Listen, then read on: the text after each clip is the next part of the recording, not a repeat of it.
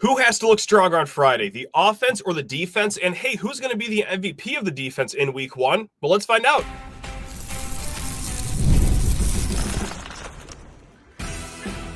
You are Locked On Spartans, your daily podcast on the Michigan State Spartans, part of the Locked On Podcast Network, your team every day. Through September 22nd, all FanDuel customers can bet $5 and get a 3-week free trial of NFL Sunday Ticket from YouTube and YouTube TV. Just visit FanDuel.com/lockedon to get started. Spartan friends, Spartan family, Locked On Spartans listeners, thank you so much for burning up some of your game week with us here at Locked On Spartans, your team in green and white 5 days a week right here on the Locked On Podcast Network. Please rate, review, subscribe, comment below how you are feeling about the upcoming season, and any questions, reach out to us. LockedOnSpartans@gmail.com, and that's actually where we're going to start this show right here in the mailbag. But first, I'll tease the second and third segment too. Frank Forte, he hosts a show called Inside the Owls Burrow down there in Boca Raton at FAU. Talks with Tom Herman every single week. He joins us for the end of the show. So yes, we're going to start getting an inside look at FAU football. But again, before that, let's go swimming in this mailbag. Again, LockedOnSpartans@gmail.com or reach out on Twitter, Sheehan_sports, just like Luke did. Let's go. Would you rather the offense look really good, but the defense look poor, or vice versa? Now, we're going to look at this through the lens of just week one. Who would we rather see have a good performance in week one right off the bat? For me, it's an easy answer. I'm going to go with the defense here. I would rather the defense look really good to start the season, and that is for two reasons. One, well, just because of who FAU is as a team, more specifically as an offense. And number two, it could foreshadow how things will go for Michigan State, both in the near and distant future this season.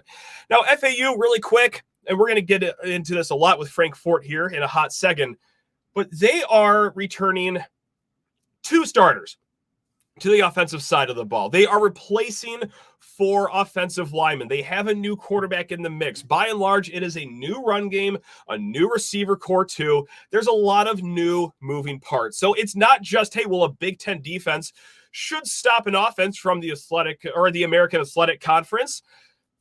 Just as a baseline, like a defense that's as established as Michigan State is right now with their crop of returners versus an offense that is replacing 9 faces.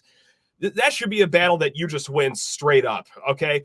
But also, what could this mean for the future for Michigan State if they look good or if they look shaky? Because, guys, look, Cam Fancher, that's FAU's quarterback. He's a dual-threat guy.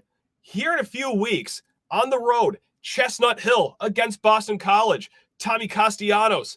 That is a dual threat quarterback. Also, Dylan Gabriel, he's got some dual threat-ish to him.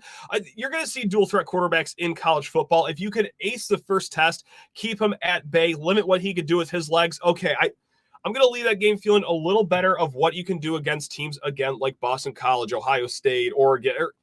You get the point here, guys. You want to look good right off the bat against an offense replacing that much and has, a tricky athletic quarterback. So you also want to stop the run. Like we said, 4 new offensive linemen for FAU. They got a new stable of running backs that Frank Forte later on, he's going to be very high on them, but they're not really proven just yet. You guys got to be the bullies here, establish dominance early on. And for the offensive side of the ball, of course, we want to see them go strong.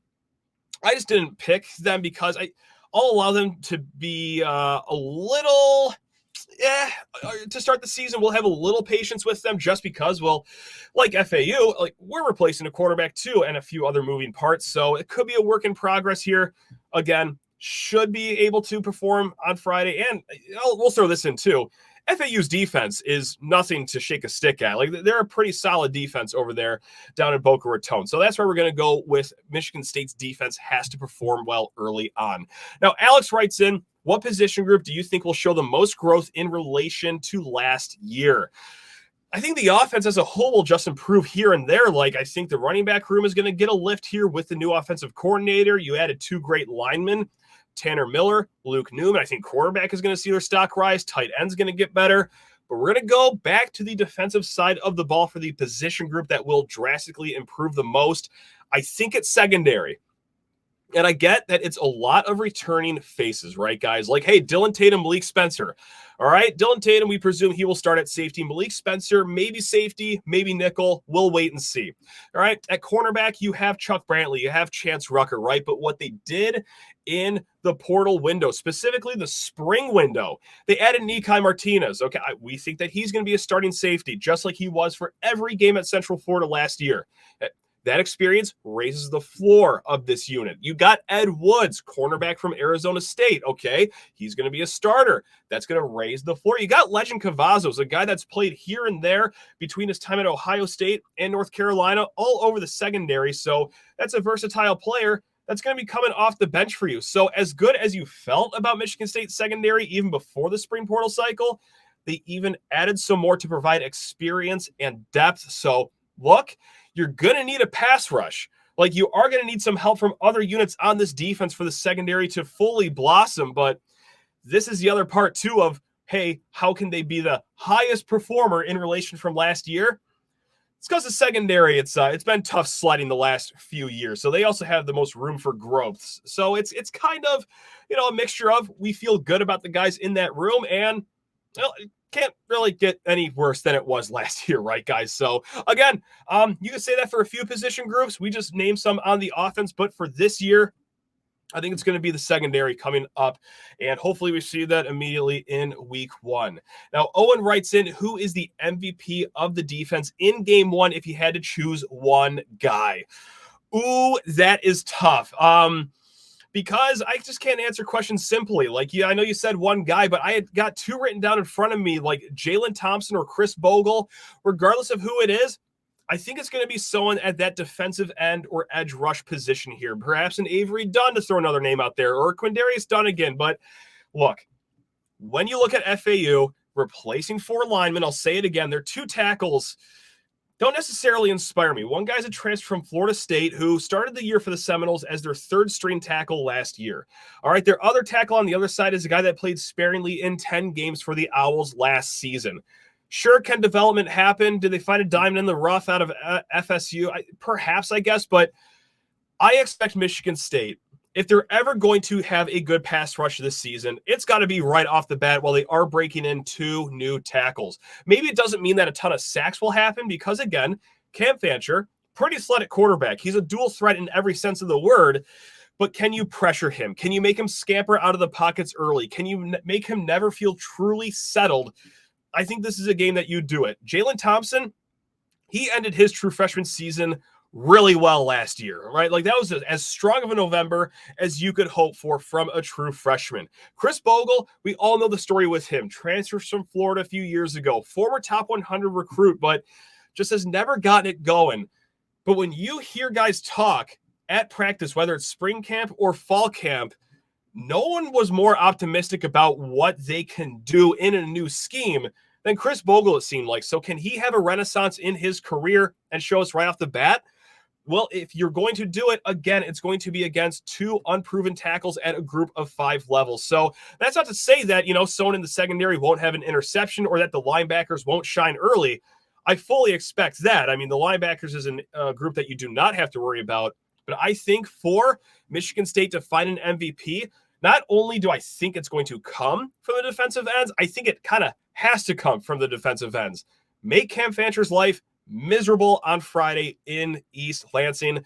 You're primed to do it with the situation, both with Florida Atlantic and also just the guys you got there at defensive end. All right, we will be back, guys, in a hot segment, but first need to talk your ears off about 5-hour energy. Hey, you might want to pop a few of these guys for Friday. Let's say you're tailgating throughout the whole afternoon and, oh my goodness, it's 6:30 and oh man, it's getting to be a little groggy out here. Guys, shoot back a 5-hour energy. It will keep you alert. It will keep you on your feet on 3rd downs, and you are going to digest every play of Michigan State football with some energy. And hey, best of all, no sugar.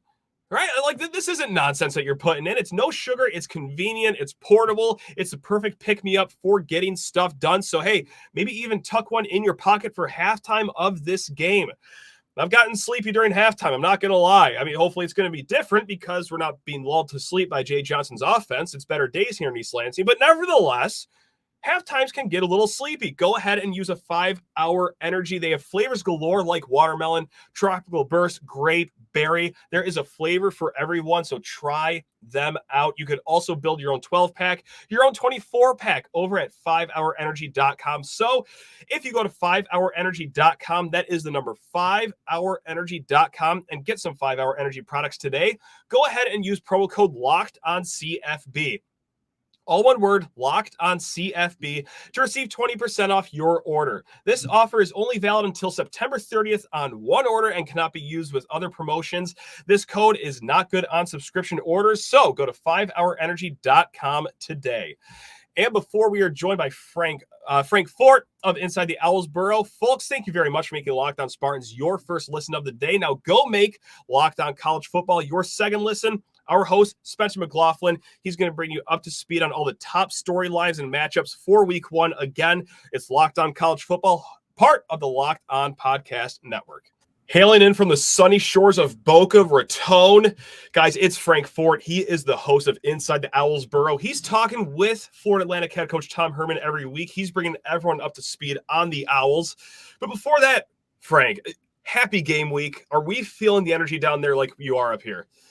Yeah, I think so. I think everybody's anxious to get started. I mean, we got our appetite whetted, as it were, in Week 1 with that crazy Georgia Tech Florida State game. Yeah. And then, SMU had a tougher time than expected.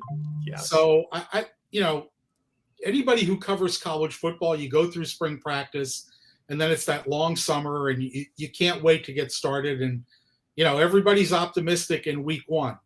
We don't know what the team's got.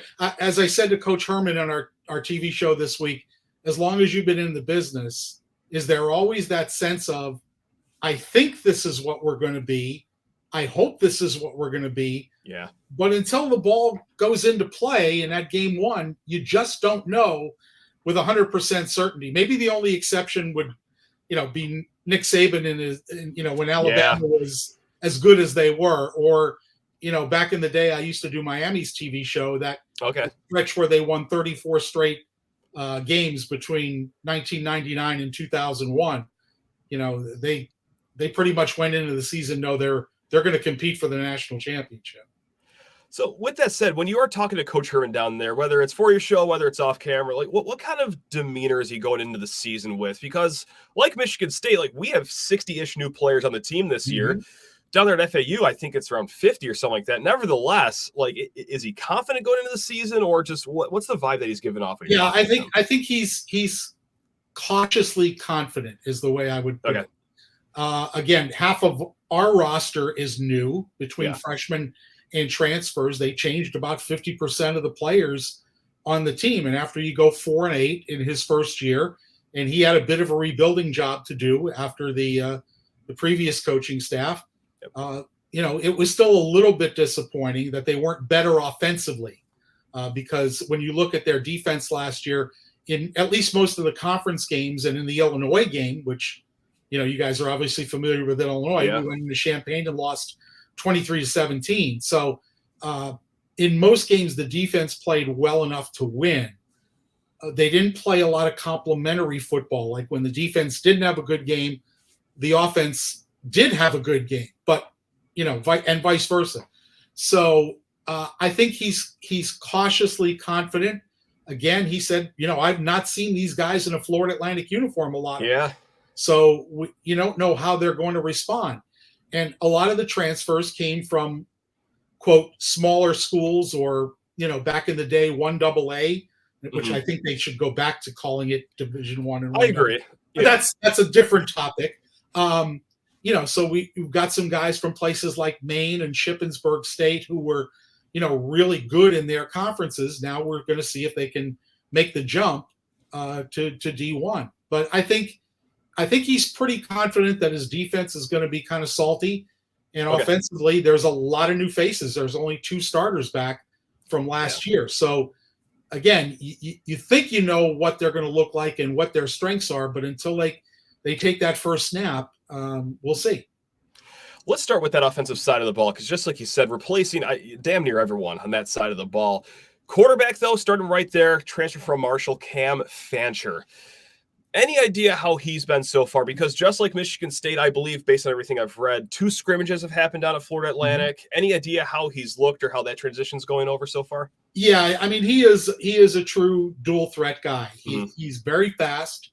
He's very elusive, and the run will be part of what he brings to the table. His record at Marshall tells you that, he played behind an injured offensive line last year, and he did turn the ball over probably more than they would have liked. So, he is such a good athlete, though. You have to live with a little bit of that. And I think he has a chance to be a productive quarterback. When you look at his best game, I believe, in the last 2 years when he was a starter at Marshall, came against North Carolina State, which has pretty good defense. Yeah. And he torched them pretty good. So the ability is there. And again, but to me, and I have no, claim on this, saying this, but I say it all the time, and I'm not the first one. In 150 years of college football, one thing hasn't changed. The game's won and lost at the line of scrimmage. Yep. So we'll see how the offensive line holds up. 4 new starters. Only the center, Federico Morantes, returns. They think they have talent there. They think they have guys that are going to hold up pretty well. But again, until all 5 of them play together in a game, then you just don't know for sure. You went right into the next conversation topic because I was going to bring up 4 new starters on that offensive line. Is that safe to say the biggest concern on offense, or is there even something else on the offense that you're not entirely sure about, whether it's the run game, the pass game, or anything you can think of? Yeah, I think they're pretty confident in their run game. They like their running back room a lot. Transfer from Florida State, C.J. Campbell. And then the number 2 back from last year, Zuberi Mobley, who unfortunately missed the last 9 games of the season. He's back, and he's looked very, very good in camp. They got a couple of young guys, particularly a guy named Jamari Sands, who's got really nice size, really breakaway speed, catches the ball really well out of the backfield, as does C.J. Campbell, the Florida State transfer. Sure. The offensive line, you've got some veteran guys there, a guy who's been here for a while at left tackle, but his first time starting, another Florida State transfer, Daughtry Richardson at right tackle. And, you've got 2 guards that have been in the program, and now just this year, they've gone far enough in their development that they're considered starters. So, and I think they've got a couple of backups that they're comfortable with. So I think the O-line will be okay. Again, going into a road game in the Big Ten, right? And the Big Ten is known for stout defenses. As again, I keep referring to that Illinois game last year, which was a very tight game, and they did pretty well against Illinois. So again, we'll see. I think both these teams have a lot of questions that need being answered. The one area that also to look at is you lose in the transfer portal the top receiver. Not only in our conference, but in the country, in LeJontay Wester, who went out to Colorado. And I think we're deeper at wide receiver. We're not going to, and Coach Herman has said this on the record, we're not going to have a guy catch 100 balls like LeJontay did. Gotcha. But those targets and those catches are going to go somewhere. It's just going to be spread around to a bunch of different guys. And I don't know that anybody's really separated themselves from the pack, but I think they're going to play 6 or 7 wide receivers and see who's on that day. Little more to come with Frank Forte of Inside the Owls Burrow, but first, Locked On Spartans fans, I want to take a moment to give you a heads up on a brand new mobile game that I think you are going to love. It is Ultimate College Football Head Coach. In this amazing game and simulation, you get to step into the shoes of a head coach and lead your college football program to glory. Could you imagine actually being the head coach of your Michigan State Spartans? From recruiting players to hiring coaching staffs to overseeing training camps and handling school scholarships, you control every detail of your program. It is all in your hands. Point blank, will you be able to handle the pressure? And this is what I truly love about this game. Yeah, you're responsible for calling offensive plays during the games. Your strategy will not only determine the success of your football season, but shape the future and legacy of your program. It's also completely free, has no ads, and is 100% playable offline. You can play on the go as you want, when you want to, no frills about it. And of course, guys, we have a special offer for Locked On Spartans fans. Use promo code LOCKEDONCFB, all caps, all one word, inside the game store to receive a free boost to your program. Make sure to take full advantage of this perk as it will get your team off to a strong start. To download the game, just visit ultimate-cfb.com or look it up in the app stores. It's Ultimate College Football Head Coach. Begin your coaching legacy today. Gotcha. And just the flip sides of the ball here, because like you said, defense strong year last year. They're going to be salty, using your words, which I absolutely love that for a defensive adjective right there. So hat tip to you. Where is the absolute backbone of this defense? Are we coming from the secondary here, linebackers, right, the front, or like what is the absolute strength of this defense? I don't know that one group is that much better than another. Okay. They brought in a bunch of people. Our defensive line looks different. It now looks like, as opposed to, let's say, 3 years ago, it looks a lot more like a Division I front group. That'll help. Yeah. And they went out and targeted in the transfer portal longer, taller corners. Okay. You're going to see a guy named Bugs Brown. His first name is Kazir. Everybody calls him Bugs. He loved Bugs Bunny as a kid, so everybody called him that. And he's a 6'2", 6'3" corner who is going to start. You're going to see a lot of him.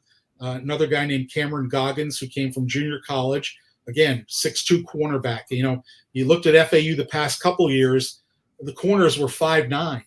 So, you know, they targeted those type of guys. A guy you may be familiar with in the secondary is Philip Dunham, who's a South Florida kid, played at Indiana the last 2 years and had 3 picks and I think 9 breakups last year with the Hoosiers. So he transferred back to be closer to home. And he's going to be one of the safeties along with one of the captains, Jaden Williams. So they've gotten longer in the secondary. They've gotten bigger up front. Not much change in the linebacker room, which was pretty solid last year with a couple of guys named Jackson Ambush, who was the leading tackler, and Desmond Tisdall, who was the second leading tackler. Ambush came from a small school, Albany in New York State, and absolutely showed that he was ready for D1 football. And Tisdall came from Auburn, and he worked his way in last year when one of the other starters kind of fell out of favor, and Tisdall wound up being the second leading tackler. So I think they're pretty solid in their linebacker room. And again, I wouldn't put any one of those 3 position groups way ahead of the other. I think it's pretty balanced. Now, there was one name that stuck out, and that's because Bruce Feldman mentioned him on the freaks list. You know, that's just his way of saying that, yeah, this guy is a workaholic. He's just an athletic freak. Pretty self-explanatory there. But nevertheless, Daymond Hill, cornerback. Like, point blank, is this kid so good that he could take away a whole side of the field, not just in group of 5 football, but getting up? He's a really good cover corner. He's not one of those long corners. He's in the 5'10" range, but he jumps out of the building. And he's had as good a camp. This is my 9th year here. He's had as good a camp as I've seen a corner have here. I have not seen a corner at this school have his hands on the football, whether it's breaking the play up or making an interception, as much as he has in this camp. So he looks like he's primed for a really good year. He's got a lot of experience. He played at Central Michigan. Again, another Florida kid who transferred back home. Started here, or was at least a rotational starter the last 2 years. And he looks like he's poised to have a very good year. I don't know if I would go as far as to say he could take away one side of the field, not knowing what your receivers look like there at Michigan State. Right. In our conference, I would be, pretty confident saying that he's a lockdown guy. But obviously this game has its challenges for everybody that's going to wear a Florida Atlantic uniform. And what Big Ten based what Big Ten podcast would I be without mentioning kicking? What is the kicking situation down at FAU? You guys pretty solid with your kicker? You guys breaking someone in new? What's going on down there? Yeah, their starting kicker last year got hurt. Okay. Again, a guy named Logan Lupo did most of the place kicking and the punting. Gotcha. They are kickoff specialist. Carter Davis is back, and they had a big competition during training camp. I don't know that Coach Herman's decided on a starter yet. I will tell you, the last scrimmage, the second scrimmage, they tried 5 field goals. All of them were over 50 yards, and they made all 5. I don't like hearing that. Okay. So I don't know that he's come to a decision on that. we may not know till we get on the plane on Thursday who the starting kicker is. Lupo's probably going to be the punter, although we have one of those many there now Australian kids, Nick Salmon, who's also in the mix at punter, and both of them have looked very good in camp. But who's going to be the place kicker? I'm not sure, and I'm not sure Coach Herman knows right now. And it's not because they don't like their kickers; it's because they've all been pretty good in camp. That's a rare problem in college football to have, that you have two good place kickers and you got to pick between the two of them. So that's good for you guys down there. One big thing I've been working on personally this offseason, Frank, is just not letting college sports affect my life. But I got to say, through this conversation, I think I'm going to lose some sleep here in the next few days. I'm really trying hard to go into Friday even keeled. Hey, Michigan State should win. It's going to be okay. But I should be losing sleep here the next few nights. Is this to be correct, or are you thinking MSU still pulls this out? Again, I think unless you're one of those top 5 teams in the country, there's a lot of uncertainty going in, and particularly in the current makeup of college football, where there's so many guys transferring in and out of programs. Yeah. And when you bring guys in, you hope they're going to be the right fit. You hope they're going to fit your system. You do your due diligence, you do your homework on guys, and you think, this is going to be a good fit. But again, like I said, on the offensive side of the ball, we returned 2 starters, and that's probably a good thing because the offense, in all honesty, wasn't very good last year. Yeah.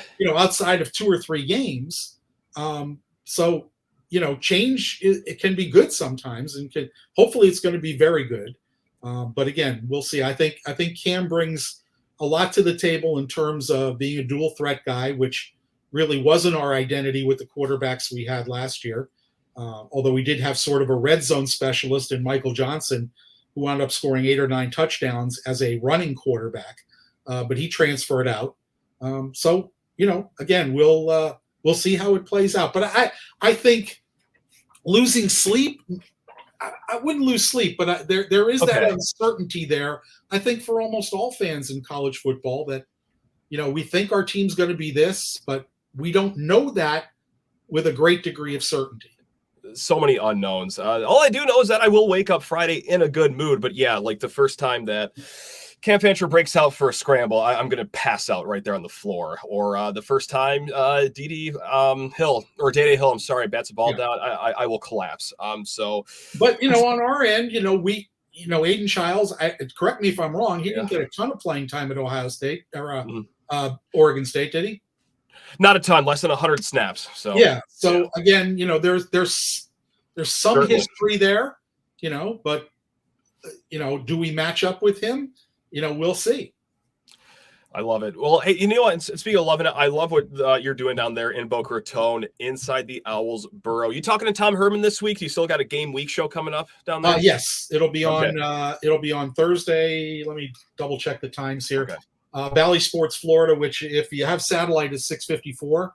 Love it. Okay. Okay, so it'll be on. Thursday at 2 and 7 p.m. and Friday at 8 a.m. and 5 p.m. That's Eastern time. Can you let Tom know that I'd really appreciate it if he just took a dive this week instead of try?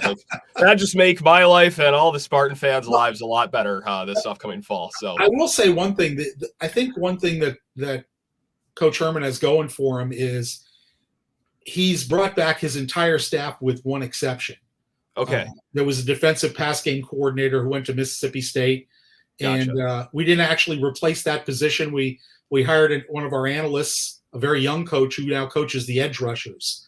Okay. But the coordinators are the same, and it's the first time Florida Atlantic's had the same defensive coordinator in consecutive years, I think dating back to 2016, which was my first year here.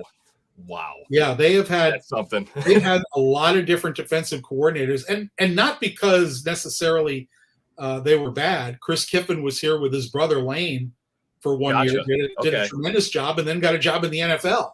So it's not always been because of underperforming. It's sometimes they get better jobs. Man. Well, Frank, cannot thank you enough for all your insight, your knowledge. Hope you enjoy the build up to game day and beyond. Best of luck in the upcoming season for your Owls. Yeah, I'm looking forward. I have not visited Spartan Stadium before. I've been to the Big House. Okay. In my career, I've been in over 50 college stadiums, so I'm just going to add to the list. That's awesome. Coming up on Friday night. So hopefully it doesn't rain. Bring us some nice weather. This sign behind me, it gives the game day forecast. It's very nice. TeamTicker.com, by the way, for anyone out there that wants one. All that is showing is just rain and rain and rain. I think it's like 80% chance right now. So yeah, really hoping it's not rain, but well, I'm going to pack the rain gear because I'll be on the sideline. Yeah, well, good luck. Hopefully you stay dry. But even if it rains, it always feels like it's 85 and sunny in Spartan Stadium, much like it does all the time down in Boca Raton. So, again, Frank, can't thank you enough. Best of luck this upcoming season. Hope you enjoy the upcoming season. And, guys, you already know we will be back tomorrow, the day after that, the day after that. It's Locked On Spartans. We do this 5 days a week here. Love you all. Go Green.